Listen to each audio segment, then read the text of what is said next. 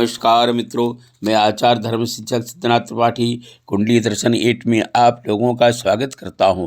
मित्रों, आप लोगों के समक्ष प्रयागराज का महाकुंभ अलौकिक एवं महादिव्य क्यों, इस विषय को लेकर उपस्थित हूं।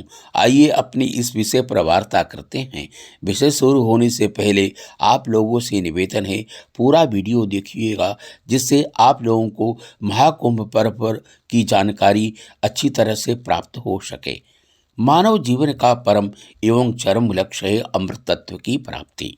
कुंभ में आकर साधक अमृत की प्राप्ति करते हैं। शास्त्रों में वर्णन है, अमृत स्वयंभू स्वरूप ब्रह्म रस से तृप्त होकर मानव निश्चल जरा व्याधि रहित सर्वदा युवा रूप वाला होकर मृत्यु के भय से मुक्त हो जाता है।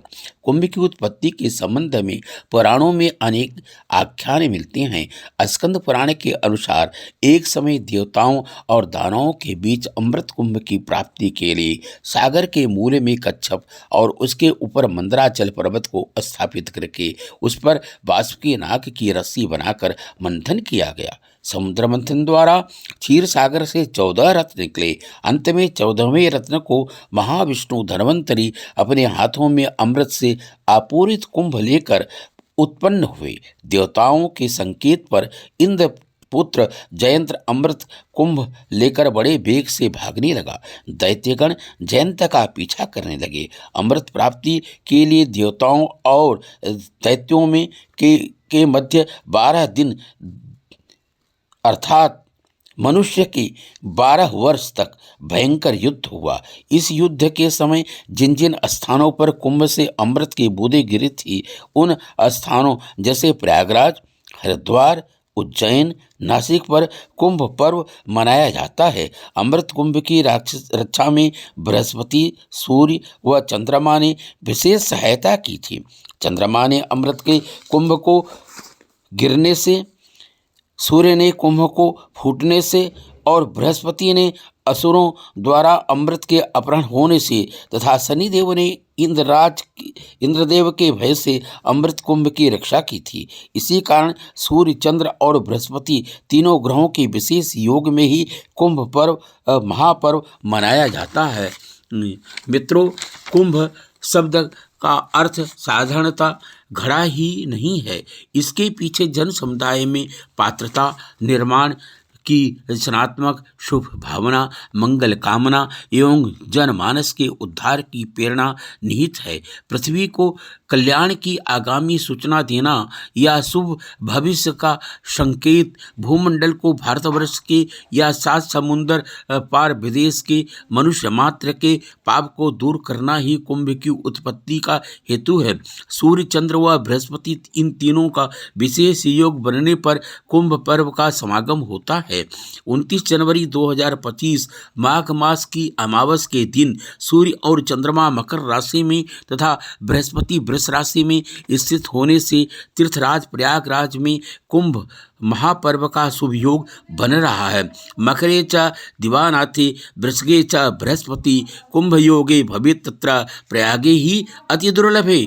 तीर्थराज प्रयाग में गंगा, यमुना एवं सरस्वती के संगम में स्नान करके प्राणी अनेक पापों से मुक्त होकर स्वर्गिक सुखों को अधिकारी हो जाता है। ग्रहाणाम च यथा सूर्यो, नक्षत्राणाम यथा शशि, तीर्थानाम उत्तमम तीर्थम प्रयागाख्या मनमुक्तमम। जैसे ग्रहों में सूर्य तथा ताराओं में चंद्रमा, वैसे ही तीर्थों में प्रयाग सर्वोत्तम है। वस्तुतः कुंभ पर्व केवल देवदानवों के कुंभ कलश के लिए उत्पन्न झगड़े की कहानी नहीं है, अपितु इस पर्व के माध्यम से भारतीय संस्कृति और धर्म से अनुप्रमाणित सभी संप्रदायों के धर्मानुयायी गंगा यमुना की रेती पर एकत्रित होकर अपने समाज, धर्म एवं राष्ट्र की एकता, अखंडता, अक्षुण्णता के लिए विचार विमर्श करते हैं।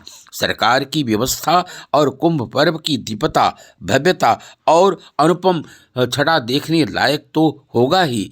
स्नान, दान, तर्पण तथा यज्ञ का पवित्र वातावरण देवताओं को भी आकृष्ट किए बिना नहीं रहता। ऐसी मान्यता है कि इस महापर्व पर सभी देवतागण तथा अन्य पितर यक्ष गंधर्व आदि पृथ्वी पर उपस्थित होकर न केवल मनुष्य मात्र अपितु जीव मात्र को अपनी पावन उपस्थिति से पवित्र करते हैं।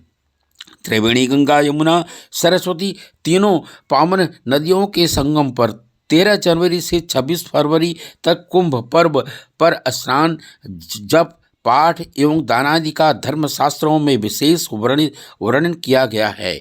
माघ मास में कुंभ पर्व पर प्रयागराज में व्यक्ति 3 दिन भी नियम पूर्वक स्नान कर लेता है तो उसे 1 सहस्त्र अश्वमेध यज्ञों का करने का के बराबर पुण्य प्राप्त हो जाता है।